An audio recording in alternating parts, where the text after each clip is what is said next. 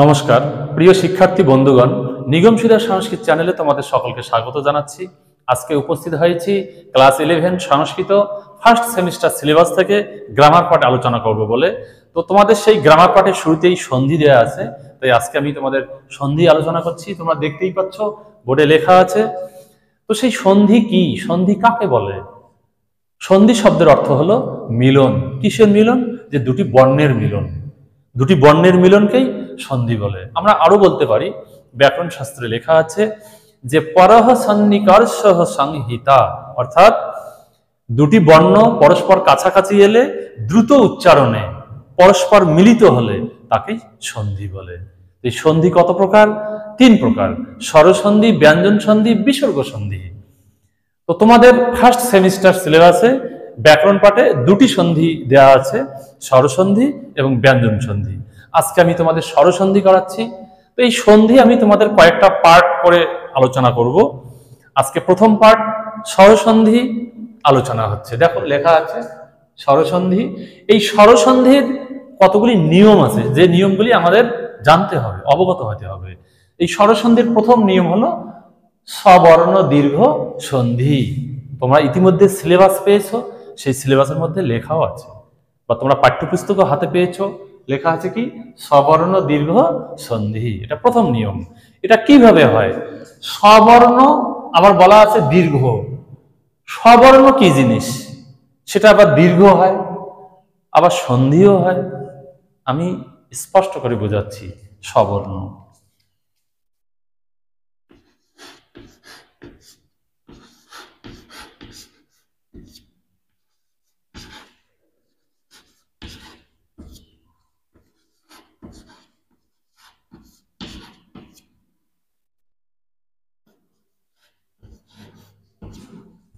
এই বর্ণগুলি হলো সবর্ণ, পরস্পর সবর্ণ। অ আ মিলে পরস্পর সবর্ণ। এই দুটি বর্ণ পরস্পর সবর্ণ, এই দুটি বর্ণ সবর্ণ, এটি সবর্ণ। কিন্তু এ ওই ও এই বর্ণগুলির কোনো সবর্ণ নেই, সেজন্য এখানে রাখা হয়নি। এই বর্ণগুলি পরস্পর মিলিত হয়ে যে সন্ধি হয় তাকেই সবর্ণ দীর্ঘ সন্ধি বলে। আমি প্রত্যেকটা পদেরই আলাদা আলাদা করে উদাহরণ করে দিচ্ছি। যেমন দেখো,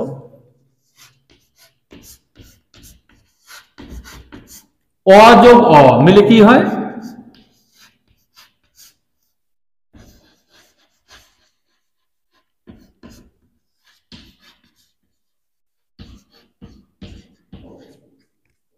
শশ যোগ অঙ্কঃ সমান সমান শশাঙ্কঃ। এই তো হয়ে গেল অ মিলে। এবার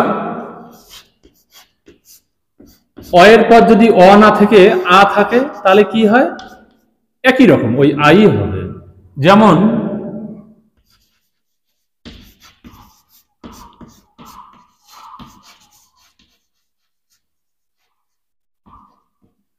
গ্রন্থ যোগ আলয়ঃ সমান সমান কি হবে? গ্রন্থালয়ঃ। অ এবং আ মিলে এই সন্ধি হলো, পরস্পর সন্ধি হলো, সবর্ণ সন্ধি। এরপর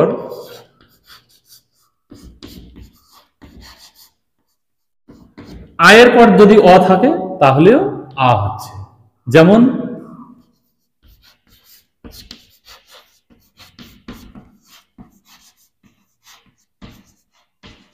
সুধা যোগ অর্ণবঃ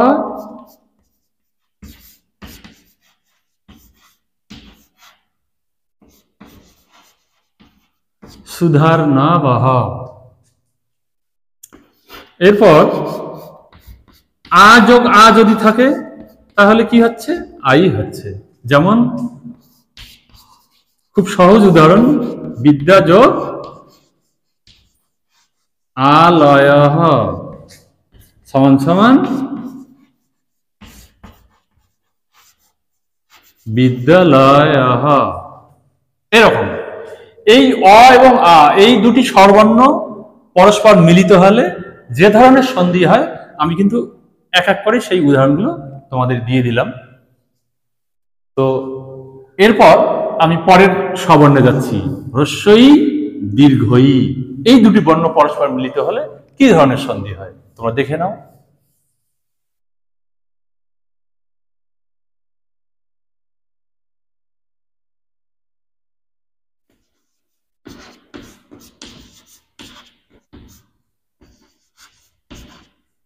ই যোগ ই মিলে কি হয়?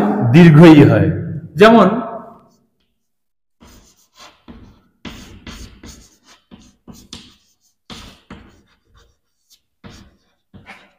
রবি যোগ ইন্দ্র সমান সমান রবীন্দ্র। দেখো কত সহজে হয়ে যাচ্ছে।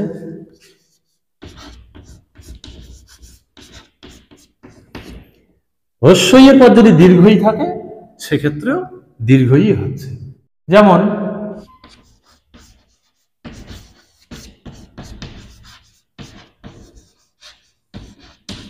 প্রতিযোগ ইচ্ছা কি হচ্ছে? প্রতীক্ষা। এরপর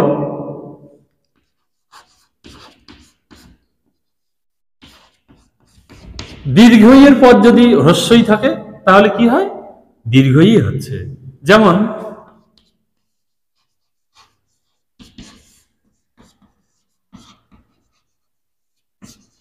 শচী যোগ ইন্দ্র সমান সমান শচীন্দ্র। এরকম দীর্ঘ হয়ে যাচ্ছে। সবর্ণটা কি হচ্ছে? দীর্ঘ হয়ে যাচ্ছে। দীর্ঘই প্লাস হ্রস্বই মিলে দীর্ঘই হয়ে যাচ্ছে। এই জন্য এটাকে বলা হচ্ছে সবর্ণ দীর্ঘ সন্ধি। এরপর দীর্ঘই প্লাস দীর্ঘই যদি থাকে তাহলে কি হচ্ছে? দীর্ঘই হচ্ছে। যেমন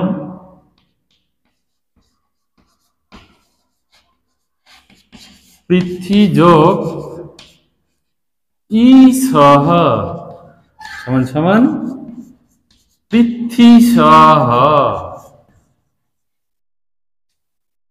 পৃথ্বী যোগ ই সহ পৃথ্বী সহ। তাহলে আমরা অ জানলাম, সবর্ণ এ দুটি জানলাম। এবার আমরা আসছি হ্রস্ব এবং দীর্ঘ এর মধ্যে সবর্ণ হলে সন্ধি হলে তা কি রকম হবে।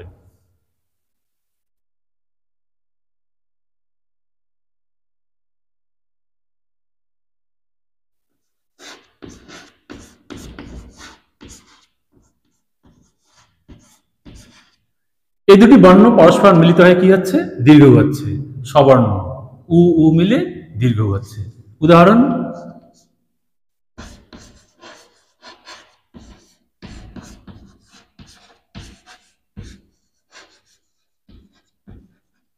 বিধু যোগ উদয়।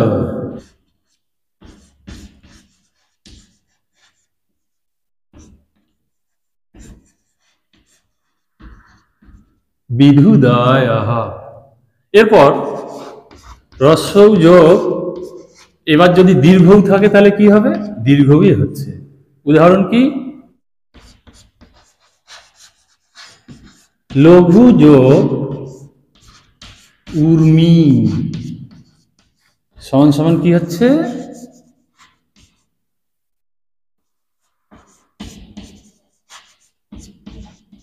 লঘুর্মি। এরপর দীর্ঘ যোগ হ্রস্ব যদি থাকে তাহলে কি হবে? দীর্ঘই হবে। যেমন বধূ যোগ উৎসব সমান সমান বধূৎসব। এরপর দীর্ঘ যোগ দীর্ঘ যদি থাকে তাহলে কি হবে? দীর্ঘই হবে। যেমন ভূ যোগ ঊর্ধ্বম। বানানটা দেখে নিতে হবে।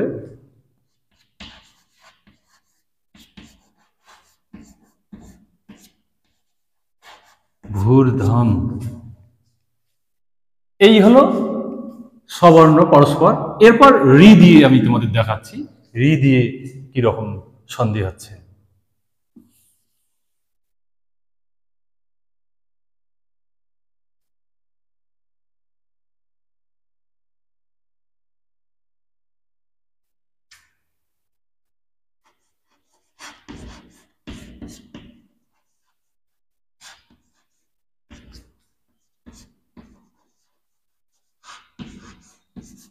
রি যোগ রি মিলে কি হয়, এরকম হয়, ডবল রি হয়, দীর্ঘ হয়।